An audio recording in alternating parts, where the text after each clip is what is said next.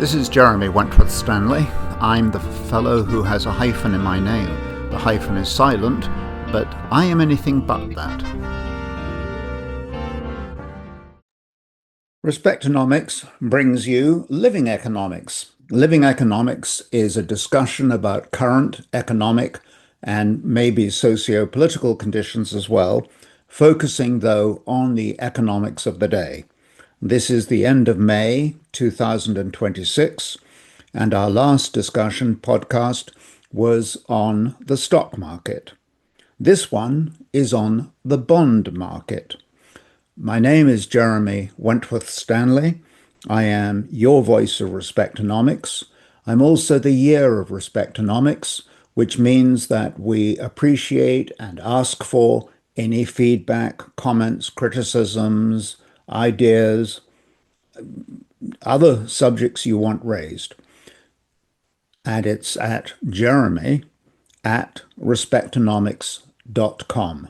jeremy@respectonomics.com. And while we're talking about the ability to get together and so on and discuss, we should also point out that Respectonomics and I are available for presentations and workshops, speeches, meetings, and the like, consultancy, to talk about some of these things in a personal, face-to-face group setting. Today we're talking about the bond market. And the bond market, and something that interests me, is that I talk about the stock market quite freely and easily. And when I mention the bond market, I'm always amazed at the number of people who give me this answer, I know nothing about the bond market. And as a matter of fact, it's worth scouting around with your friends and colleagues, family members, and asking, which of you bought a bond in the last, 10 years? And the answer is that the bond market has become highly institutionalized, and for most of us, it's something that's got a sort of a cloud around it. I think the word is a miasma, but it's something that is around us. We don't really feel it, we don't touch it, and we don't really know a lot about it. So let's talk about the bond market and its extraordinary significance in our day-to-day living. The bond market is really just IOUs. If you could imagine that you go to your friend and you borrow $100, you get the $100 and you give the individual a note back. It's an IOU. It says, I owe you $100. And the person who's lending you the money says, well, that's fine, but I want $105 back. So in other words, there's an interest charge. That interest charge is like rent. You rent an apartment, you rent a car, and you pay for the rent. If you rent capital, if you rent money, you pay interest. Now, IOUs, these bonds, are issued by, most predictably, by governments and corporations. We're going to keep it to a fairly straightforward platform. There are so many variations on the theme, a bit like nature, really. But what I really want to focus on here, we want to emphasize, is the IOUs, the bonds issued by governments and corporations. The one thing we could mention briefly is the certificates of deposit, which a lot of people are familiar with. These can have maturities of 30, 60, 90 days or longer, 3 years. These are certificates of deposit. They go under various names and titles, and these are predictably issued by banks and financial institutions. The key to these kinds of CDs, certificates of deposit, the key is that they're not marketable. So in other words, you buy it, you hold it till maturity, you collect your principal, collect your interest, and on you go. Let's go back to the bond market. The bond market is the IOUs issued by governments and corporations, and they are marketable securities. This is a key distinction and a key element. The bonds can be bought and sold. Let's take a look at what a bond looks like. It has a face value. Bonds are quoted in multiples of $100. So you'll see a bond that's trading at 96 or a bond that's trading at 103. Those are actually percentage figures, but they're based on 100. It's easy to say, it's easy to trade. And the face value of a bond is, in most markets in the world today, the bond market is based on $1,000 denominations. So, for example, if you said, I've got a bond which is now we know is worth $1,000 at maturity, but it's trading today below that at, say, 96, that means that the effective value of that bond is $960. A bond, therefore, has a coupon on it, and the coupon is, it could be 1%, it can be 5%, it can be 10%. But there's a bond that has a face value, as we realize, of $1,000. It has a coupon. It will say 5%. The 5%, again, predictably, is paid semi-annually. It can be paid annually. It can be paid quarterly. But let's just deal here with the traditional, conventional picture. The face value of $1,000, a coupon that is set at, let's say, 5%, and a maturity that is 10 years from now, 5 years from now, 25 years from now. So a bond has a fixed face value, if you will, the $1,000. The coupon is set. It is usually not variable. In other words, it is not a floating rate. It is a coupon set at a certain specified rate with a maturity of 5 or 10, 20 years, whatever it would be. That bond, let's take a look at why would people be buying that? Why would an institution want that? And first of all, there's the concept of the guarantee, that that bond is going to pay you back. You invest $1,000, you're going to get back $1,000. So there's the concept of the guarantee. Secondly, there's the flow of income. A lot of institutions, a lot of people enjoy seeing income coming in on a steady basis. And of course, if you're a pension fund and you've invested in bonds, you appreciate the interest being paid on those bonds because it is part of that that goes out to pay the pension fund, make the pension fund payments. So we've got the concept of the guarantee, the $1,000. Now we've got the consistent and systematic income. So we know that, let's say you've got a $10,000 bond investment at 5%, you're going to get $500 a year. That's 5% of $10,000. And that money is going to be paid to you semi-annually. $250 every 6 months is deposited to your bank account. And then there's the convenience factor. Convenience in the sense that you can buy a bond with a maturity of, let's say, 5 years. And over that 5-year period, one knows exactly what's coming in, the consistency of the income, but we also recognize the convenience factor, which is you're not having to go to the institution or scout the market to see who's offering what every 6 months. So there's a convenience factor there as well. Now we talk about marketability. A lot of people get stuck on this whole issue of if a bond is worth $1,000, how can it trade differently? Well, the fact of the matter is, put two bonds side by side, and we're going to say they're identical issuers. They're issued by the government of whoever. But there's a government bond, and one of them has a maturity of 10 years. The other one has a maturity of 10 years. At that point, they're identical.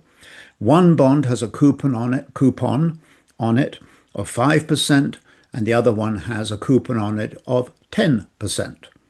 And if I lined you up and said, which one would you buy?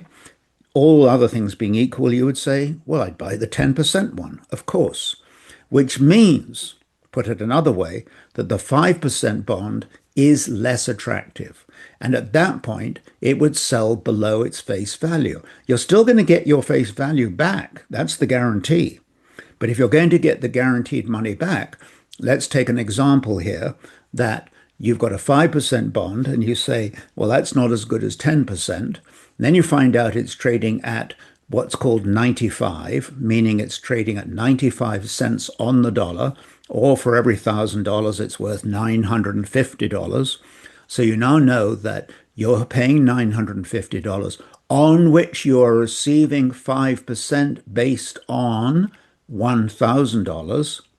So you're getting the $50 is now being paid on a lesser amount of money, $950. And also, between now and maturity, you will pick up the difference between those two prices. you'll pick up the difference between $950 and $1,000. So in other words, there are two things happening. There's the current yield, as it's called, and then the current yield is the coupon expressed as a percentage of the market price. And then there's the yield to maturity, which also brings in then the income in a sense that's coming through because you've got a price of $5 in this case. There was $1,000 bond. It's trading at $950. It means, in other words, there's $50 to be picked up at maturity, and that's part of your return. So these things are all very heavily computerized. There's some technical information we could go into. But the nuts and bolts of it is that the bonds are marketable and the prices do go up and down. And to some extent, people would say, well, therein lies the attraction because we know that they're marketable, but we also know the price can go up. So, for example, if you own a 10% bond and interest rates collapse, your 10% bond looks really attractive. And at that time, the market would pay you 103, 105, 110, 120. It will actually go above a premium because that coupon is attracting buyers. To look at this in a sort of almost like a parable, take a look at a teeter-totter in a children's playground. And if you look at a teeter-totter, one side goes down and the other side goes up. And that expresses interest rates and prices very well. When interest rates go down, the price of the bond goes up. When interest rates go up, the price of the bond goes down. And here's another thing. When a child is in the playground and at the teeter-totter, they will often want to sit right at the end of the teeter-totter. Why do they do that? Because that's where they get the greatest movement. So the greatest movement in the bond market occurs at longer maturities. The longer the maturity, the more that price is affected by changes in interest rates. These are just rollouts of how it works. It's not a come on, it's not a put off, it's just what it is. What are the risks then? Let's talk about the risks of the bond market. And there are two or three we need to think about. One of them is, and the one that's often rolled out, is inflation. The problem with inflation is that every year it takes away the value of your capital. That's the problem with inflation. It reduces the value of your savings. It reduces the effective purchasing power of that bond. For example, if inflation is growing at 10% a year, to use an easy number, but if it's growing at 10% a year, you would say to me, well, my bond might be worth $1,000, but it's actually buying 10% less because the prices have gone up. So one of the things that the bond buyer, the investor, thinks about is that the coupon, the rate of return, the interest rate, has to be built in to compensate for inflation. Otherwise, you get a coupon, but you're falling behind every year. And that's where we stand at risk today. The oil market is driving the rate of inflation. We have other issues as well, supply chains and the physicality of demand, the size of the population. There are a number of reasons that will contribute to inflation. But snag is, as the rate of inflation goes up, the bond buyer, the investor, requires or demands a higher rate of interest to compensate for that. So inflation and interest rates tend to be twins. One goes up, the other goes with it. Then there's the issue of credit worthiness. We talked earlier about the guarantee of the return of your capital. You've invested $1,000. Maybe the market goes up and down, but you say to yourself, well, I know in 5 years' time I'm going to get my money back because it's guaranteed. And we're getting into a world now where I think we can say, almost anecdotally, we can say credit worthiness isn't what it used to be. The whole concept of borrowing and repaying has changed. In the old days, the proverbial 25, 50 years ago, what happened was if you borrowed money, the sense was, I'm borrowing it and I'm going to pay it back. And that was endemic. Endemic meaning you and I as individuals thought that way, nations thought that way, governments thought that way, but but it was predicated on the idea that you would in fact be repaying it. The standard example would be a mortgage.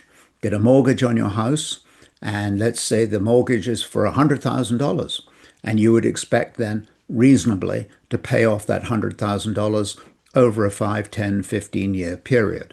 But the concept behind it was, and the mortgage structure was always tied into principal repayments. We hear those words. The point I'm getting at here is that creditworthiness is to do with the ability and the willingness of the borrower to pay you back. And what we're seeing in the world today is two things. One is we're seeing less appetite for repaying the loans because what in fact the word you hear, the buzzword you hear is rollover. Rollover means that I've got let's say it gives you the mortgage market. It's exactly the same. Mortgages and IOU. If you come to the end of your mortgage term and you haven't paid it all off, you go to the bank or the institution and you say, I want to roll it over for another 5, 10, whatever it is, years, and terms to be set. The point of the matter is, though, governments are engaging in an increasingly rollover protocol, rolling over the debt. So the debt is created. It's called deficit financing. You ever heard that expression? Deficit financing means governments are issuing bonds. And as they issue those bonds, you would have traditionally thought they will be repaid. They are more likely now to be rolled over. And another succession of bonds will be issued to repay those ones that have just come due.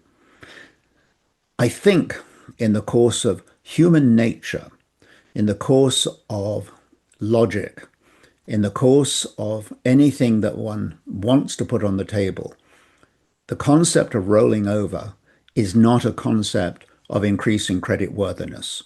It's perfectly reasonable to think of a rollover if one was to say that the economy was growing at a faster rate than the rate of interest, because, in fact, businesses predictably borrow money. They borrow money at 5% because they take the view they can make 10, 15% in terms of their business operation.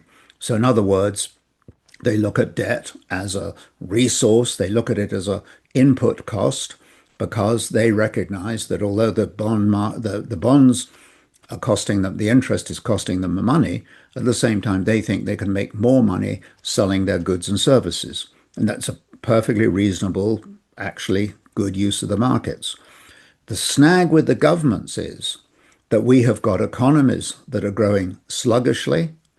We have a situation where governments, through the deficit financings, are issuing more and more bonds in a very physical way.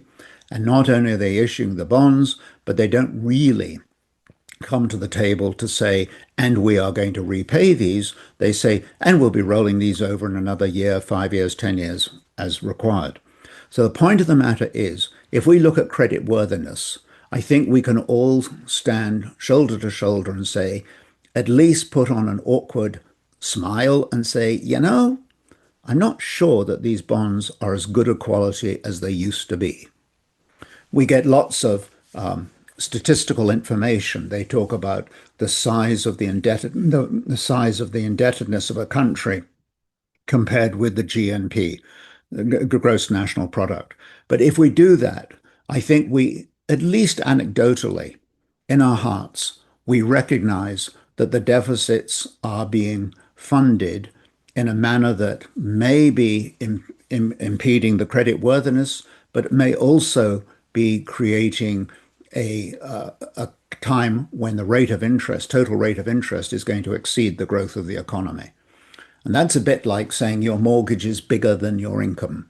And if it goes on forever, if the mortgage costs go on rising against your income, there is presumably a parabola. There's a point at which you would look up and say, I can't do this anymore.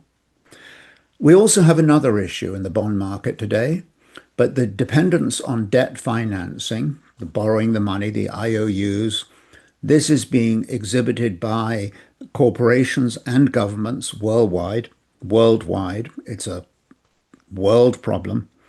And what you may be looking at here is an oversupply.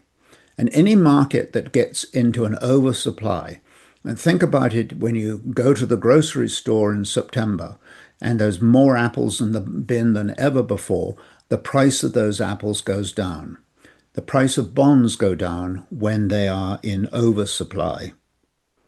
We've talked about the economic growth, and I think the economic growth, the political growth, the not political, excuse me, the corporate growth, I think we need to be able to look at the general rise or increase, expected rise in profitability to be comfortable that that is going to be at a margin over and above the rate of interest, the accumulated rate of interest.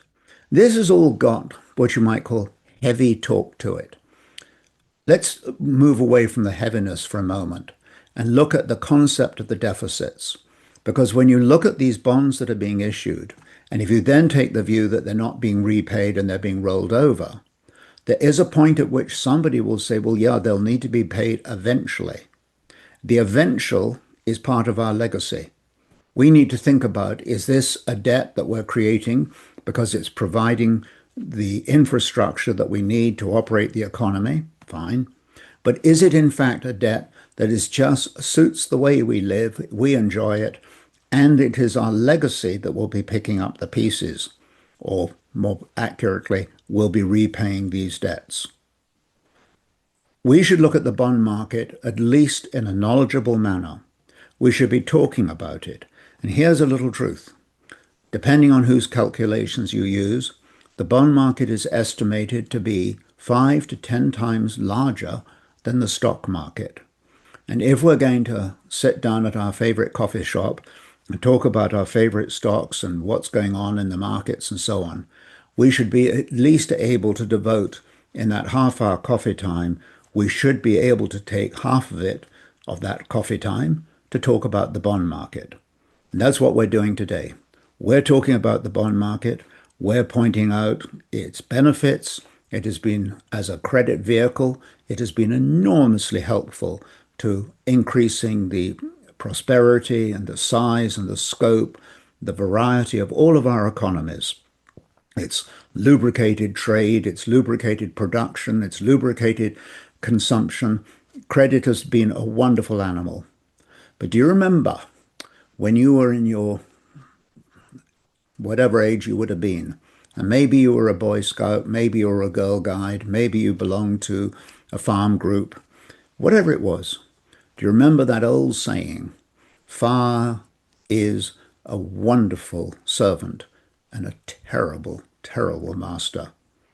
And I think we can look at government debt, we can look at the bond market in much the same way. A brilliant servant, but an onerous and demanding master or mistress.